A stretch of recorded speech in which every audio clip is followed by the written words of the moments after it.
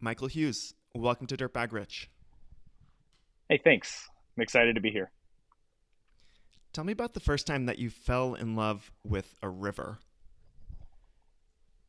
I was probably 20, maybe a little young, maybe 19, floating down the Rio Grande just outside of Big Bend National Park. I was on a 6 week traveling studio in college. I was studying landscape architecture, and we were traveling essentially from Winnipeg, Canada, down to Monterrey, Mexico. And we were visiting parks, state parks, national parks, monuments, cities, towns, everything kind of in between, and soaking up all things landscape and architecture. And we were doing just a canoe trip on the Rio Grande. Um, and the guide was like, "Yeah, this is what I do for work. I spend a lot of time here on the river taking people on canoe trips. And then when it's slow, there's slow months, I go and travel and have fun and come back and do it all over again." And I remember looking at the canyons and just being like, whoa, this is something you can do. This is something you can do. I kind of had wanted to spend time in the outdoors and doing something related to that and with work, but I didn't really know how or what that could look like. And that was when I was like, a river, this is it. This could Mm-hmm. be it. Mm-hmm. And then after that, I got more into kind of flat water canoeing and kayaking and floating on the really really easy rivers in central Iowa, and really enjoying it and just being like, this is the coolest thing. How do I continue doing this Mm. as this love for the rivers continued? Was the Rio Grande your first longer river trip? I wouldn't say it was the first big river trip because it was just a day trip. The first big trip I'm going to say was the Green River, kind of in Utah. Um, and there's a bunch of different sections, but a lot of people float Gray and Desolation Canyon, and that was my first overnight rafting with some kayaking and big river trip experience. And that was probably maybe a year after that trip on the Rio Grande. Mm. Um, and I remember being there, and it was one of pretty early on the trip, and they're like, "Hey, you're taking the gearboat today, and when you see something you don't want to hit, pull away from it." And that was lesson number one on how to row. Yeah, And I yeah, remember that fondly, and um, yeah, I think about it often. yeah. I got to float the Green River, maybe the same section in Utah some years ago, and it was just so stunning being in that part of canyon country and so remote. Not a lot of people there. I can imagine very easily wanting to spend much more of my life in places like that. But let's go back a little bit here, Michael. Are you from Yeah, Iowa? I'm from Minnesota, southeast Minnesota. Um, Iowa and Wisconsin were pretty close, 40 minutes away. So Mm-hmm. I feel like I was kind of almost from all three, but definitely not. Mm-hmm. But I went to school. I went to college, Iowa State University in Iowa. So Did you grow up being exposed to the outdoors? only a tiny bit. My parents aren't super into camping and doing backpacking or hiking really. Every year we'd maybe go camping once, but it'd be at a state park, and we'd stay for one night, and no matter what, it would always just be the worst storm of the year, and we'd be in. um, and I just remember being like, oh, this is kind of crazy and fun and exciting. Um, but yeah, I mean, we did some outdoor stuff, but more a little more on the fishing side. We had a motorboat, and we'd go water skiing and some of that, so I feel like it's outside but a little different from what I do now. Yeah. So it was in your college years that you really started to develop this deeper relationship to the outdoors and wilderness and started to think about maybe even working there in some serious Yeah, yeah, way. yep. Yeah. And I think I'd kind of always at some point in high school, like wanted that, but didn't know how to like, I didn't know how to get to it. I didn't know, like, I was like, oh, backpacking sounds cool, but how do I do it? And I just like kind of had this like romantic view of it in my head of it being just like the most amazing thing and ever, and which it can be. But I didn't know how to like get it, and I didn't wasn't exposed to it yet until college. And you went to go study landscape architecture. I guess assuming you would have a normal job in an office.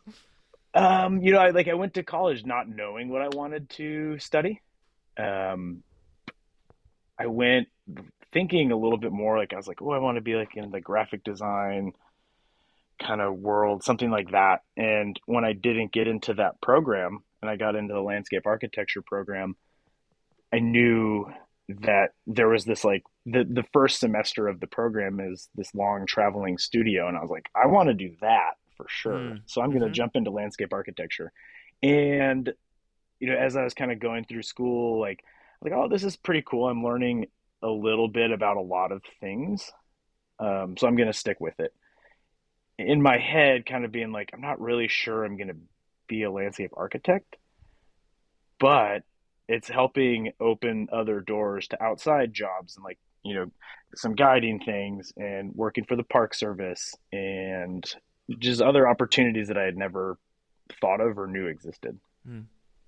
So, what was your first opportunity to get paid to work on a river? It was working in college, working with the outdoor program. It's probably on like the Skunk River, and it was probably taking like a group of like 15 with some other coworkers taking like a group of 15 down the Skunk River for the afternoon. Just And little day trips. yeah, just a little day trip, and like it was like pretty simple, pretty straightforward, kind of canoe and or kayak trip. I don't remember exactly what it was, but kind of a classic, summer float in Iowa. What's the trajectory of a typical, let's say, river rafting guide? How Yeah, long do they work? How many seasons do they work? Why do they end up not continuing to come back each summer? Kind of paint a picture for me of the more typical mode of employment in this industry. yeah.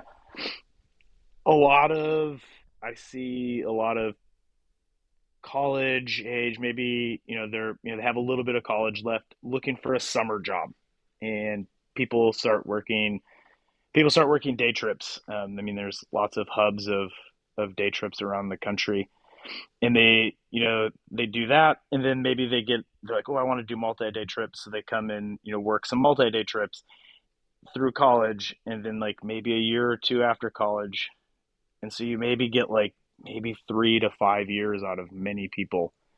Uh, and then in my experience, I've seen a lot of peers and coworkers and friends like go on to starting their own business, going back to school.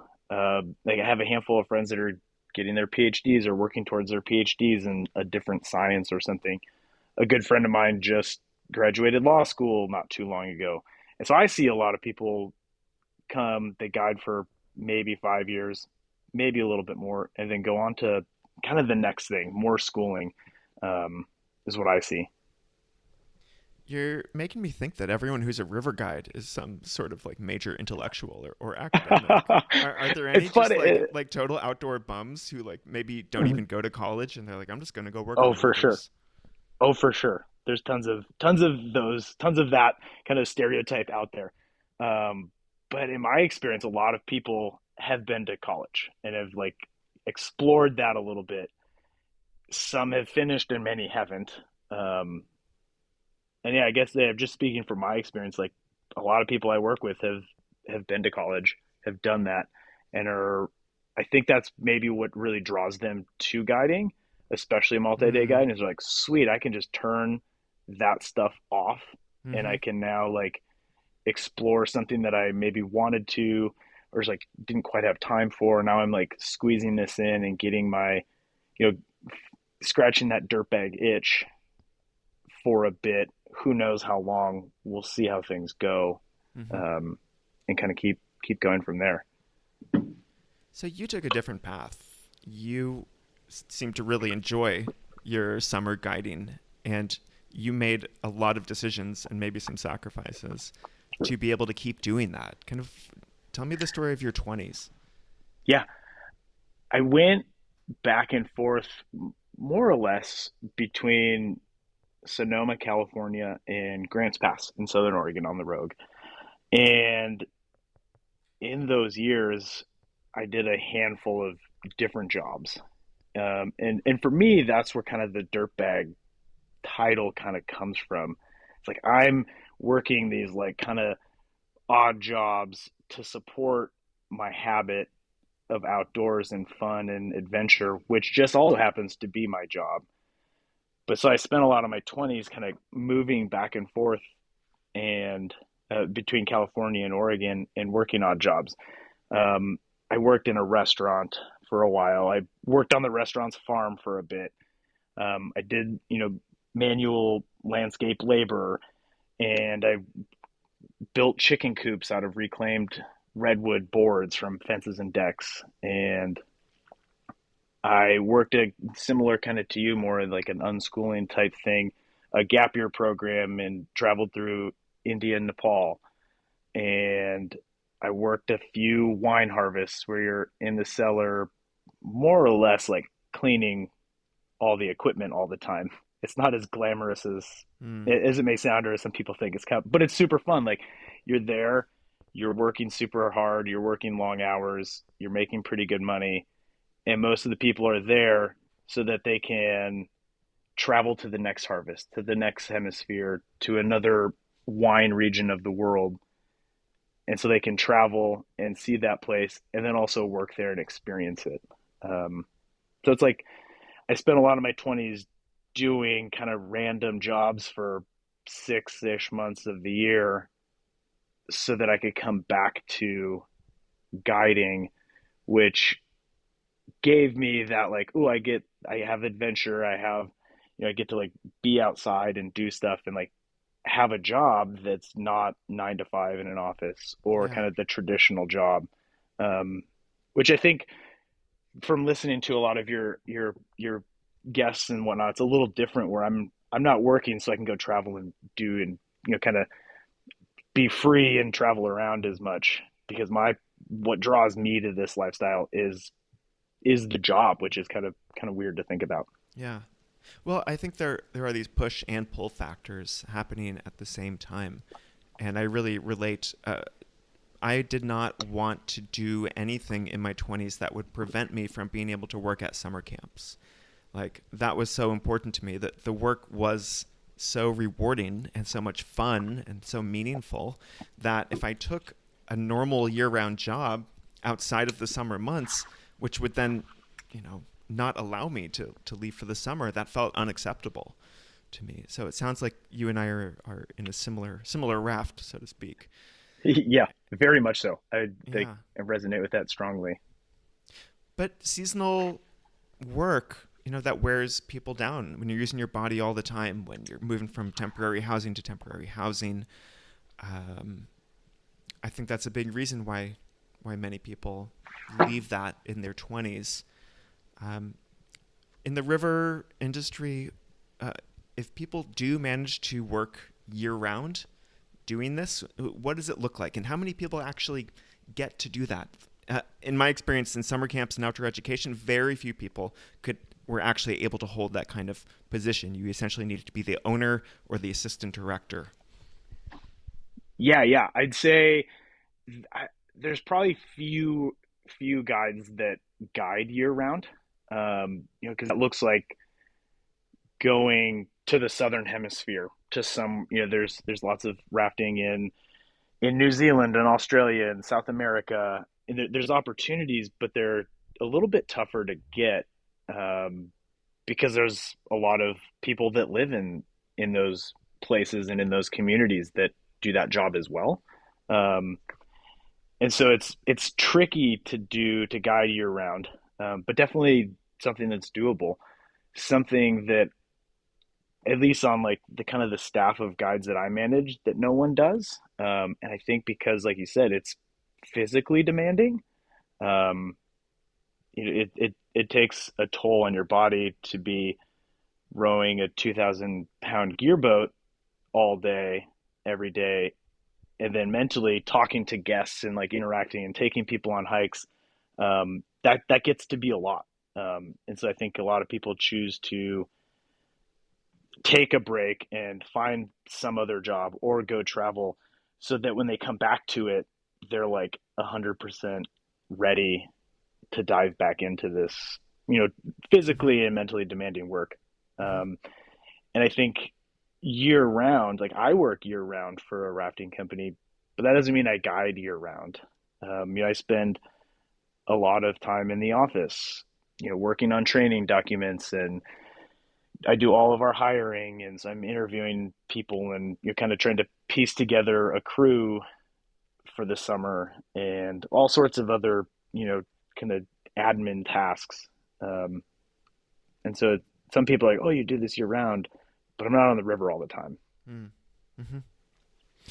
So let's talk about your office job, Michael, Yeah. because it's not the typical kind of office job. If you were really doing admin 9 to 5 for 8 or 9 months out of the year, um, we probably would not be meeting on this podcast. But you Yeah, have probably a not. very special setup. Tell me about what your year round work life is like, and also include the guiding part. Yeah, yeah. I think like I'm just gonna in my head it works easiest to start at the top of the year. January is like super busy office time where I am interviewing lots of people, looking for guiding jobs, and I spend a lot of time doing that. Not that we hire a lot of people each year, but we get a lot of applicants, so I'm busy doing that. Um, at the same time, I'm working on some training documents and getting ready for this season and deciding, what new gear we need to buy and what we need to fix and random projects like that. And then come the spring, as we kind of get into like Marchish, we start running learn to row classes, and it's mostly kind of middle-aged people looking to get better at rowing because they want to take their family rafting. And so I'm busy now. I'm busy supporting that role and just kind of driving shuttles and getting some paperwork ready. And where I used to be teaching all of those, um, all kind of all spring, and then come mid-May, the multi-day rafting season starts. So I move 5 hours away from my home and live in a camper on a 20-acre property, and we run two trips a week, two 4-day trips a week, kind of all summer through a little bit of September. And I'm here managing, a group of like 12-ish, 10 to 12-ish guides. I'm doing some vehicle maintenance and gear repair and driving shuttle and setting up shuttles. And the best part is when I then get to be on the river and go guide trips and kind of get back to what got me into this line of work and spend time on the river showing people how awesome rivers are and how awesome being in the outside is. And so I get to do that. Maybe I'll do 6 or 8 trips a summer, um, kind of a couple a month ish all summer. And then come September, things really wind down, and I'm busy like closing up our warehouse and getting all the gear clean and put away so that when we come back next summer, things are nicely organized. And then usually like September and October are like kind of mellow. I'll maybe take a little bit of time off here and there and not work too hard. I'll go into the office, maybe for a couple hours. I'll move back north to Hood River area. I'll go into the office maybe a couple hours a day, sometimes less. If if we get a lot of rain and the rivers are high, like I'm not in the office, I'm out kayaking and enjoying that. Um, and then come November, we do a trip in Bhutan, which I'm sure you're aware. Bhutan's in be kind of sandwiched in between China and India, and it's neighbors, but they don't touch with Nepal. And so we go do a cultural sightseeing and rafting trip there. So I've been going there every fall for a number of years, Wow. um, which is pretty sweet and very special. I'm like pretty lucky to have kind of fallen into going every year, because it's definitely a bucket list trip for many people. Um, and for me, it's just like, oh yeah, it's just like where I go in the fall. Like I go see Uh, my Bhutanese friends, and hang out and kayak and raft and whatnot. Um, and then kind of come, we get back from that in December and comes around and I'm back in the office a little bit more, kind of 9 to 5, and kind of getting ready for January to hit hmm and kind of start everything all over again. hmm Um, so yeah, like I spend a good amount of time in the office, but then in the summer I spend a good amount of time on the river. I hmm spend a good amount of time like outside, hmm um, and like on the river, and driving shuttle, and not having that like, oh, I work Monday through Friday, or like 5 days in a row, or even like I work from this time for, from 9 a.m. to 5 a.m. Like a lot of days I work in the morning for a couple hours, and then it gets really hot outside, so I don't do anything for a while, and then in the evening it cools down, and I'll like finish up some work projects or things, whatever I'm working on that day. So it's way different than a regular kind of my office 9 to 5. Yeah, it sounds like you have a lot of variety and a lot of autonomy, and maybe about half the year you're putting in serious hours most days, but Yeah, the other half, give or take, is actually quite light. Like a couple hours of true work a day, and it's flexible. You told me before that during the off season you can take powder days to go skiing, you can go on long trail yeah, runs, you can work on your car, like yeah. it's super flexible, but It's super flexible. you're still getting paid a normal Yeah. salary, and you have Yep. benefits like a big Yeah. boy. Yep. And I think I mentioned this earlier. Like I was like, I think around when we talked, I was like, oh, I just finished paying off my student loans, kind of thing. Like that was like a real point of like I've made it, kind of thing. I'm a real working adult, yet I have this more like unconventional job and work life kind of thing. Yeah, and you continue to do seasonal work, and you continue to do outdoor work and guiding work in a way that is actually financially sustainable and not just like flatlining, but you told me you were able to buy a house in White Salmon nearby to Hood River, which is a cute little community. I've got some friends there. Yeah, yeah, it's definitely an expensive and like really sought after place to be, but I think a lot of it was kind of luck finding a place, um, finding a place that wasn't, $500,000, and able to just like jump on it like pretty quickly, and make it happen. So it's pretty sweet. Things really lined up. I, yeah, there's always luck involved in that, right? The Yeah, fact that you're a river guide who's able to buy a house in a place like that is incredible to yeah, me. Yeah. yeah, So let's talk a little bit about the purpose or the meaning that you find in this yeah, work. Um, Back when I was working at this wilderness summer camp in California, we would take groups of campers down for day trips on the South Fork of the American River near Sacramento, Coloma, and it was a lot of fun. And I also kind of imagined myself in the role of one of those river guides who was meeting this new group and having this fun experience with them, but it's just for a few hours, and maybe they're doing another group the same day, and and it made me. I wasn't quite sure if that's something I would want to do or how meaningful it would feel to me, because I really liked having 2 weeks or sometimes 4 weeks to get to know the kids at a summer camp. That to me was a much deeper and richer experience. What is it like for you? Where do you find the purpose and especially the kind of relationships that come in this field? Where does it come from? yeah. I think I have that similar connection, like wanting to connect with people over a longer period of time, not just on a day trip or a half day trip. There's a lot of guides that start day guiding and enjoy it. And then there's some that are like, oh, I want more of that connection and more of that.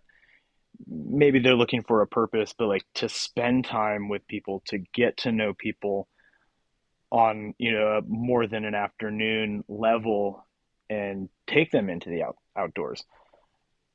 I've been fortunate enough to like have that experience and like feel that like drive with people over multiple days in the outdoor setting and see kind of the impact of taking them to the outside is. We take a lot of families rafting, and we take a lot of people who never camp or never have been camping, people that live in New York City and are like, oh, I don't even really see the stars ever, as they're, looking up and seeing the Milky Way like striding across the sky.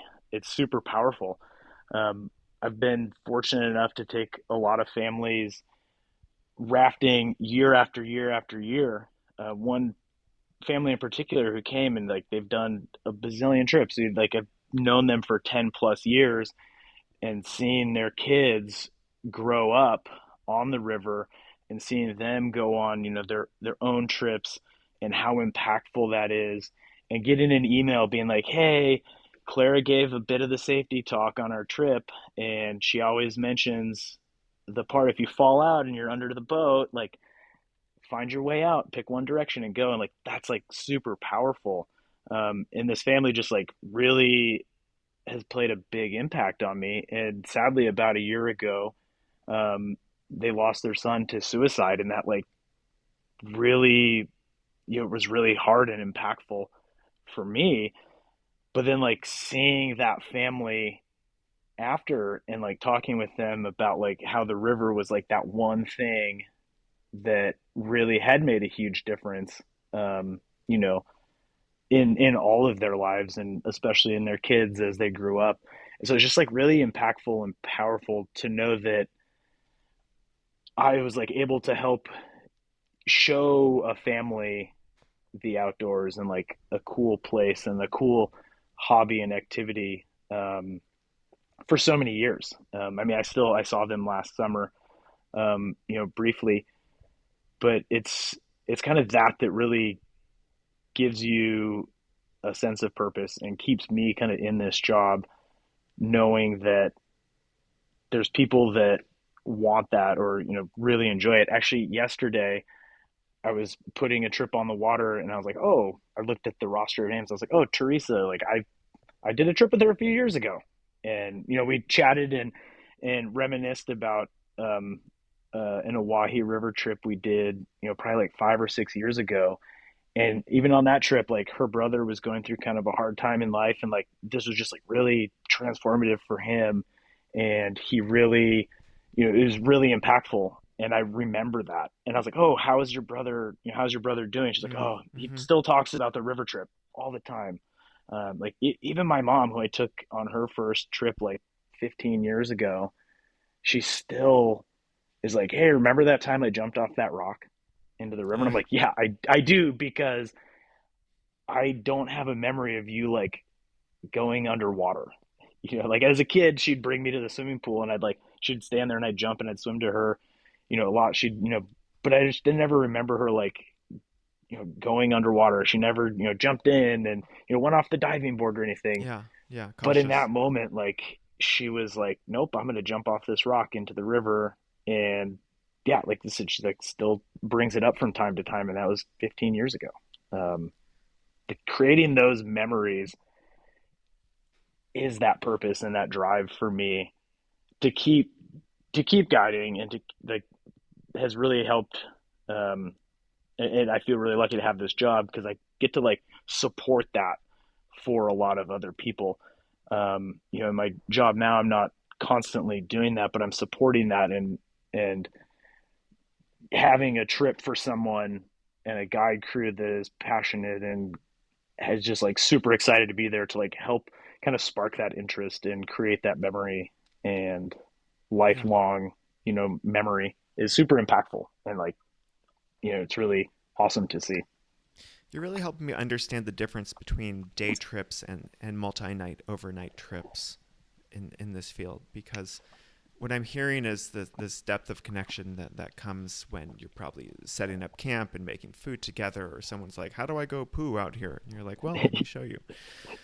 Uh, and also the just the length of time for the digital detox, the family or the friends having these deep chats without any distraction, getting to see the Milky Way. You don't get to do that during the daytime.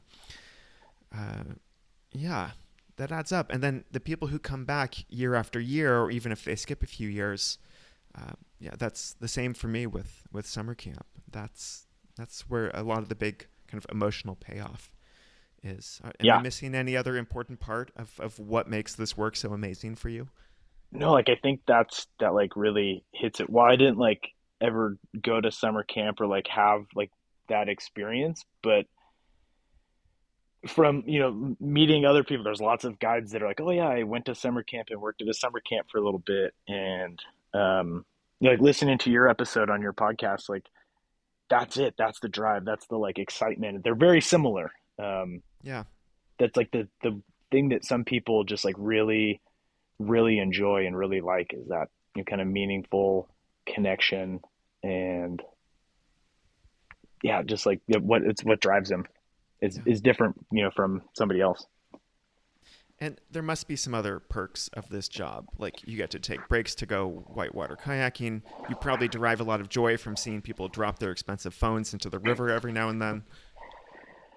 Yeah, well, maybe not the always the best to drop your phone in the river and you're pretty bummed, but it is like it brings a little like a small amount of joy. You're like, oh, yep, I've seen a lot of GoPros, you know, come off of helmets or, fall out of people's hands and sink. And people are like, oh, whoops. And yeah, it's kind of like, you're like, oh, yep. Like be in the moment or, like maybe now that's like a slight memory and like could have potentially, like kind of helped make the rest of the trip more memorable because you weren't focused on taking all the pictures or, you're just focused on being there and in that moment.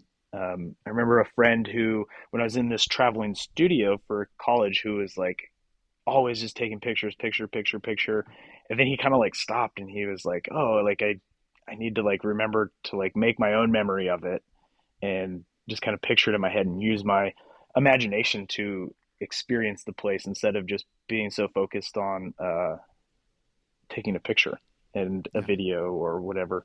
And putting that yeah, kind of electronic piece down and enjoying what's just in front of you.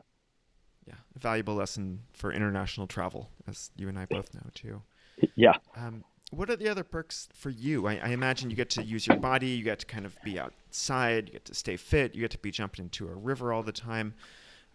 What about outside of the work itself? Like, what are you doing with the time flexibility that you have for the other half of the year when you're not working intensely? How do you fill your time, and where else do you find purpose and meaning? Because, so many people are genuinely terrified of having so much time on their hands and are not quite sure what to do with it.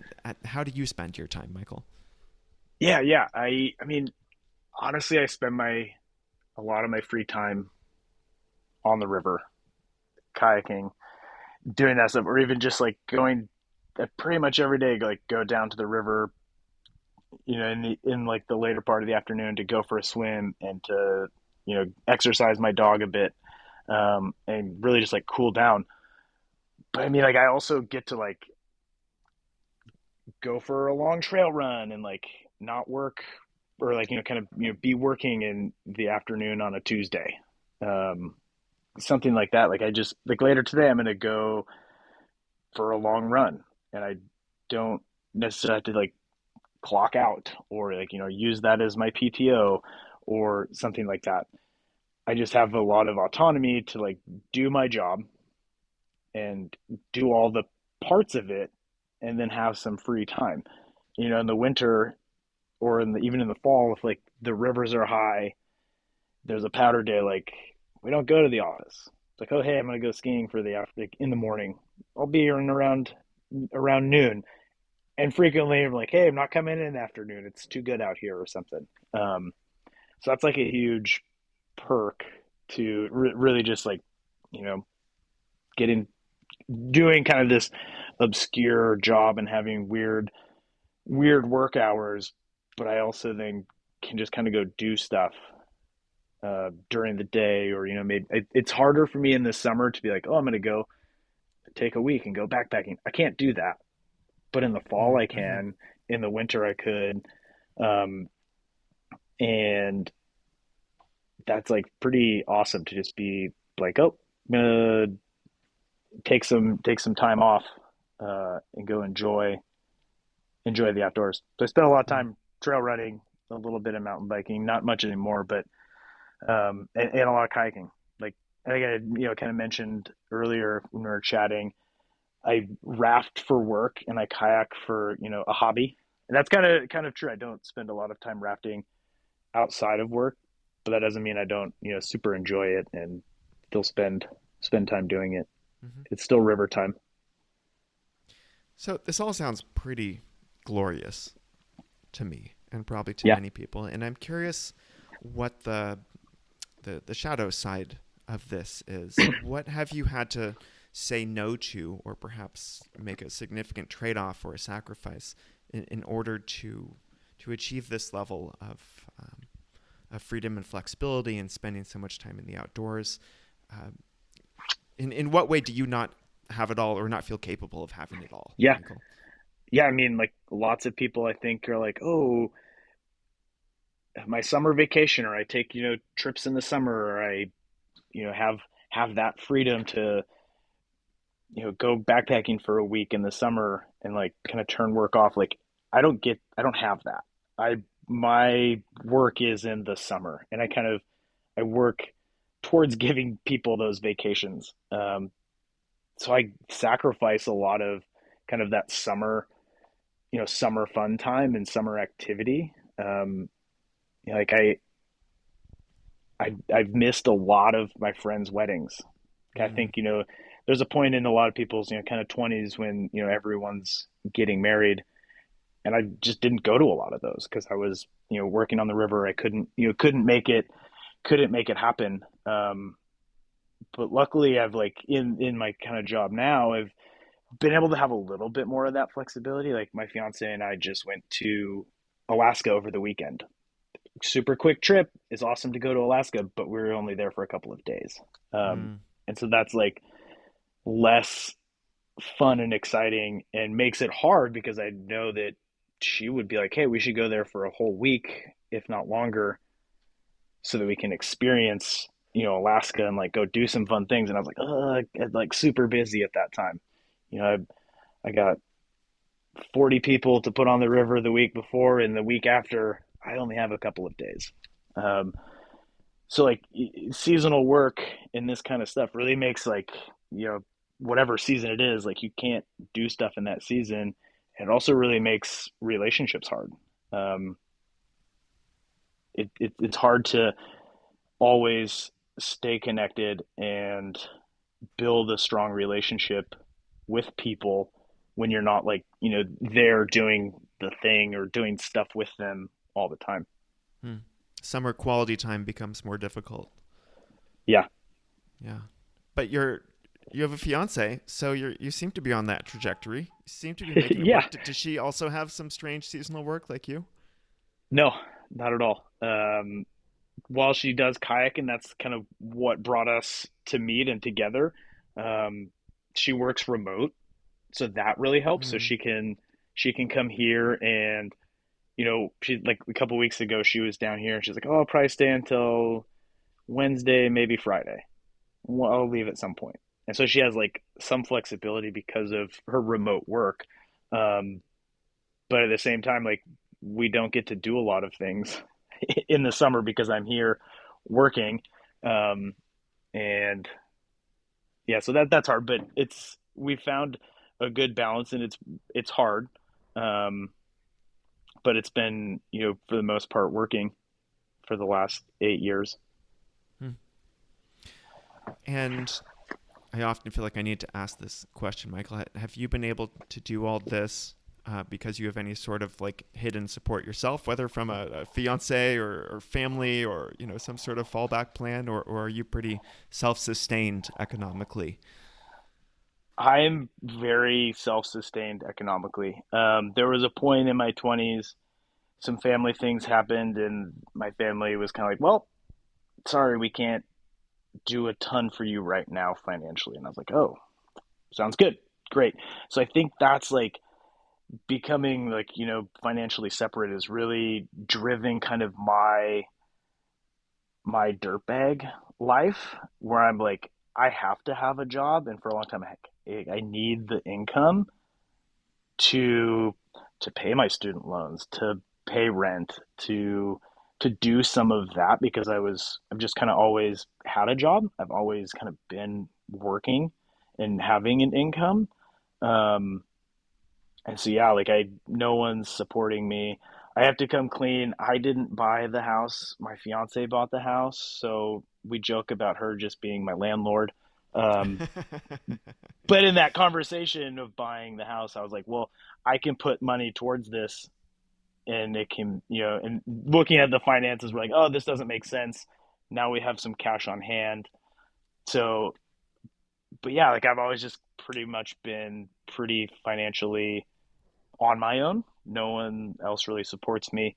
Um, Being in my job, I have health benefits. I have a steady income. So I've been able to do a few more kind of things. Vacation was it's still kind of in my head. It's like, oh, vacation's like weird to me that Hmm. I'm gonna like go on a trip because a lot of the trips and travel that I've done have all been work centered. Um, so it's still kind of a new thing to me, but at the same time, like I think that like helped mold my work ethic, um, and I'm proud of that. That yeah, that I have financial freedom and I have a good paying job and can do a lot of fun things. And as you look down the line, does this feel like a long-term sustainable career path for you? If your body decided to not allow you to guide and kind of forced you into more of an office position, would this still work for you? And if not, where would you pivot? Yeah, yeah. And this is something that I think about and kind of look at sort of yearly. Um, Having two kind of separate homes, one in Southern Oregon and Northern Oregon, Southern Washington, like that, like kind of migration every year is tough and is at some point will end. I don't know like when or what that looks like, but I think the job that I have and the company that I work for, like I think there's flexibility in that. The owner, it's like in the company, Northwest Rafting Company that I work for, like it's the owner, myself, and an office manager. Um, and I like he's flexible and often checks in like, hey, do you still want to go to Grants Pass and manage things on the ground there? And I'm like, yeah, I do. At some point that's not going to be the case, and hopefully we can like mold and create a job that still works and gives me those freedoms and those benefits and like still the awesome connection that I really enjoy about this job. When that happens, I don't know. And things like outside in a job outside of rafting, it's like really strange to think about. Uh-huh. I've been doing this. I've been doing this for 16 years.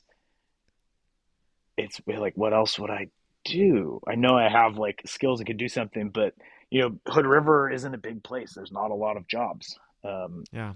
and so I think it's daunting to be like, well, what could I do? Um, and kind of what is next or what is long term.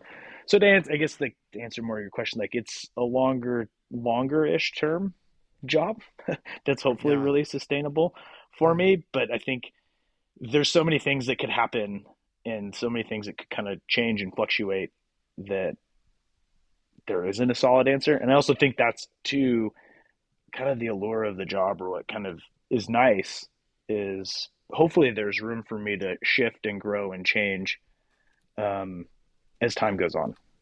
Yeah.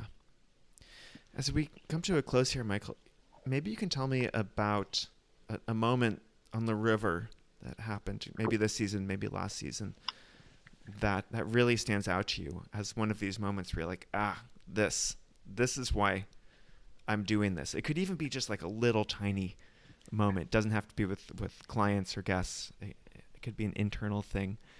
Um, yeah, what stands out to you just immediately? Yeah, every year we do a trip with this organization called American Whitewater. They do a lot of work in like the recreation and conservation side of rivers and land. Um, and we do this trip with them every year. A lot of people that come on the trip are, members of American Whitewater, and some American Whitewater staff comes, and it's just like trip that kind of celebrates the work that they do and the efforts that they've made to give recreational river releases to help protect lands and all this. And so I've been doing this. This was pretty sure this was the 10th year that we've done the trip. I've been there for 9 of them, as has this other lady, Anne. She's been on 9 of them. Usually she rows her own raft. Um, and so I like interact with her in camp and at lunch and whatnot. And this year she decided it was too hot to be in her own raft. She's like, I've done a lot of rafting trips this year. It looks like it's going to be in the hundreds. I'm just going to ride a gear boat. And we're like, awesome, that's great, Anne. And so I got to spend a day rowing down the river with Anne in my boat. And that was just like so fun to be like interacting with Anne as she's in her 70s and has done the Rogue a bunch and has spent her, a lot of her life outdoors, to just watch her be so excited. Like, oh, look at that bird over there. Look at this. And, you know, take her through a big hole and get super splashed and just have a super fun day on the river with this person who I've known for a long time, but now I get to like connect with them on a different level because they're Mm. riding in the front of my boat. Um, Mm-hmm. and she always says, and I agree with this and have thought about it a lot too. Every time I do a river, like the Rogue, especially because I do it all the time. Every time I do it though, I see something new. I experience something new, and like those are the things that are just like you know super special and really impactful. Mm-hmm. Fantastic. Michael, thank you so much for coming on Dirtbag Rich. Yeah, it was super fun. I'm glad. Thanks for glad we've connected, and thanks for having me.